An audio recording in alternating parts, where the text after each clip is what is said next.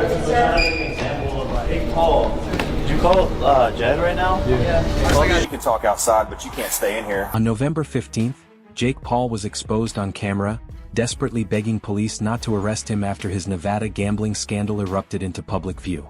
Like, they're suing me for something I didn't do.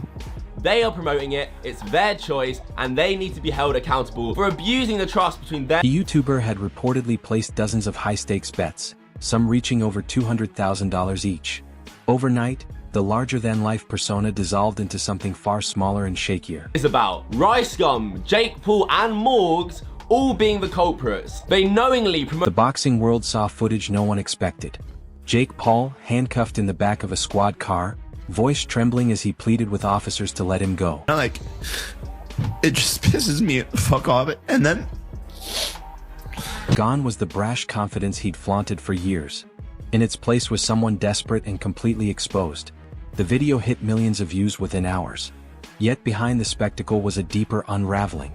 For a moment, it was hard not to feel something for a man who'd spent years projecting invincibility, now spiraling under a scandal finally overtaking him. And they absolutely should be held accountable for promoting. You as an influencer, whatever you endorse, you choose to endorse. Jake, Rice Gum, and Morgs have all said and they've actively been promoting this website. 4 months, Jake had been placing extremely high-risk bets, reportedly ranging from $50,000 to $250,000 per wager, including bets tied to fights he was directly involved in. Some sources even claim he bet on specific round counts, punch totals, and knockout scenarios. Each bet was a gamble that could cost him hundreds of thousands in a single night. it's just like so annoying. It's like, why am I giving, like, not only did I spend like my time, my effort, my energy, my mom. Anyone following Jake's career saw the warning signs. Reckless stunts, non-stop antagonizing, a craving for attention. Eventually the law was going to catch up. Every insider tip, every oversized wager piled the pressure higher until it all collapsed in that squad car moment. Because you have someone that, we come from two different sides, like, of the world. We still on the same path to get the same thing. One of the most feared punchers in the sport of boxing. He's got a 93% knockout percentage. That's one of the best among current world champions. The canceled fight with Gervonta Tank Davis made everything worse. Jake tried to spin the cancellation as heroic, claiming Netflix pulled the event and that he was taking a moral stand. For a moment, fans believed him and applauded. Tank's team is now fighting back, and they're stating that Netflix did not, in fact, cancel the bout. He has made a significant impact on the sport of boxing. He has certainly brought new eyes to the sport. He's done so much in uplifting women's boxing. But insiders, including Kenny Ellis and Tank's team, exposed the truth. Jake was nowhere near the contracted 195 pounds. His conditioning was poor, stamina lagging, and the idea of facing Tank Davis in a major fight terrified him. Fear, not principle, drove the withdrawal.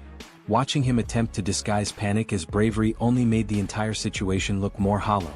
We use our media, our content, and our voice to, get more people into our app than traditional sports betting. But we do have a traditional sports book in some states. But the better picks side of things seems to be what everyone loves, and it's what I love. Even more explosive, the cancellation was tied directly to his betting.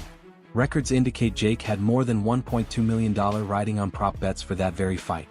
Proceeding could have triggered catastrophic losses if the outcome didn't match his wagers. Backing out became a financial and legal survival play, not a moral stand. The combination of fear, money, and scrutiny culminated in the body cam footage of him begging the police. All the while, you're making tons of money. Making money at the expense of your audience, that never really goes down well. The viral footage only intensified the humiliation. Millions watched as Jake's voice cracked, every stammer and frantic gesture dissected frame by frame. Behind the online frenzy were real stakes: massive financial exposure, looming legal trouble, and a public persona unraveling in real time. I'm hearing you say, Jake, that you're broadening this to people who might get a little confused when they look on some of the other platforms and they see things like money line and spread. The wagers themselves make the situation even more staggering. Some bets on his own fights reached $250,000 per prop. Insiders claim that over a year, Jake risked $3 to $4 million across sportsbooks and underground betting circles. Each bet depended on precise outcomes: rounds, knockouts, point totals. One mistake meant enormous losses. Combine that with sponsorship pressure and constant public scrutiny, and the weight became unbearable. So much time, effort, and energy, and it's like, but it's also compound. Canceled fight and the gambling merged into a single downward spiral. Jake's heroic narrative collapsed instantly. Fear of financial collapse, legal exposure, and public embarrassment produced the most vulnerable footage ever captured of him. This wasn't just a scandal. It was a real-time implosion. Jake Paul took that and ran with it and then used it as a catalyst to stain Tank's name but not have to fight him. The contrast is stunning. Months earlier, Jake was flaunting wealth, hyping fights, challenging critics. Now he sounded like a teenager pleading with authority after being caught sneaking out. His tone shifted wildly, pleading, bargaining, rationalizing, throwing every emotion at the hope that desperation might work where bravado couldn't. And audiences couldn't look away. It just pisses me the fuck off. And then psychologically, the breakdown is clear. This wasn't just fear of arrest. It was fear of exposure, financial ruin, and losing the persona he built. The camera doesn't lie. Social media magnifies everything. In that squad car, reality hit him with full force.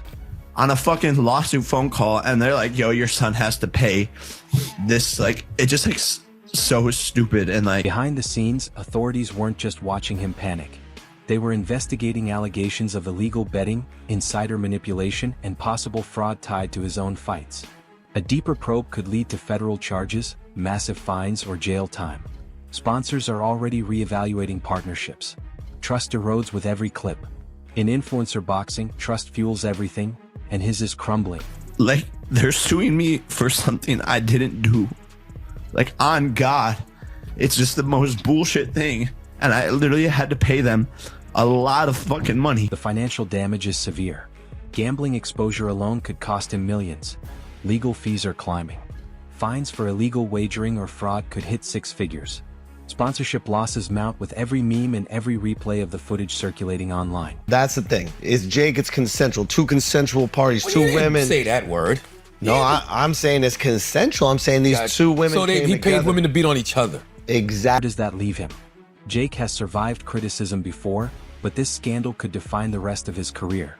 Can he rebuild his image, or is this the moment that permanently breaks the persona he crafted? The truth is simple.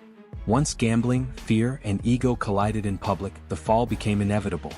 Jake Paul went from unstoppable showman to cautionary tale in a single police car ride. The footage is more than embarrassing. It is a warning. A collapse laid bare for the entire world to see.